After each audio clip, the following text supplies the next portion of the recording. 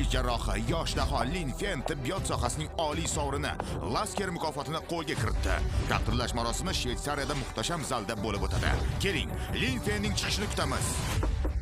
Marosim boshlanish arafasida. Hamma sizni kutyapti. Chiqyapsizmi? Shifokor Lin.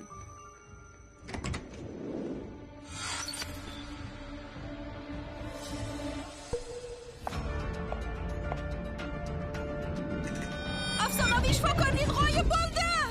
Mashhur shifokor Lin Fen izsiz yo'qolgan. Muxbirimiz voqealarni kuzatishda davom etadi. Yordamchilari bir necha kundan buyon qidirishmoqda, ammo natija yo'q. Karyerasini cho'qqisiga yetganida g'oyib bo'ldi. U tirikmi yoki o'lik? G'oyib bo'lgan shifokor.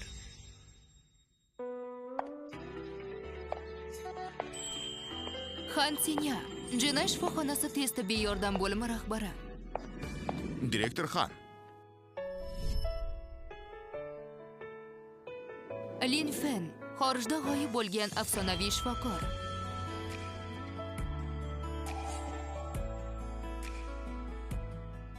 Nimaga qarayapsan? Bir necha bor chaqirdim. Har safar direktor Han o'tganida unga tikilib qolasan. O'zing oddiy sanitarsan. Nahotki direktor Xonni sevib qolgan bo'lsang? Uchishni orzu qilgan qurbaqqaga o'xshaysan. Doktor Han bosh shifokorning qizi.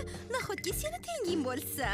Sanitarlik ishini ham senga direktor Han rahmi kelgani uchun bergan. Bo'lmasa kollej diplomi bilan bizni shifoxonaga ishga kira olarmiding? Tavba. Direktor Xaning kumiri minglab insonlar hayotini saqlab qolgan tibbiyot dahosi Lin Fen bo'ladi. Xonim senga qayrilib ham qaramaydi.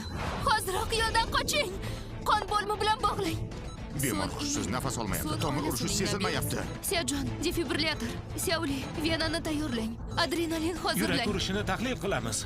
Ko'krak nafas muolajasini davom ettiramiz. Daqiqasiga 100-120 marta. Tezroq Lin Fenni chaqiring.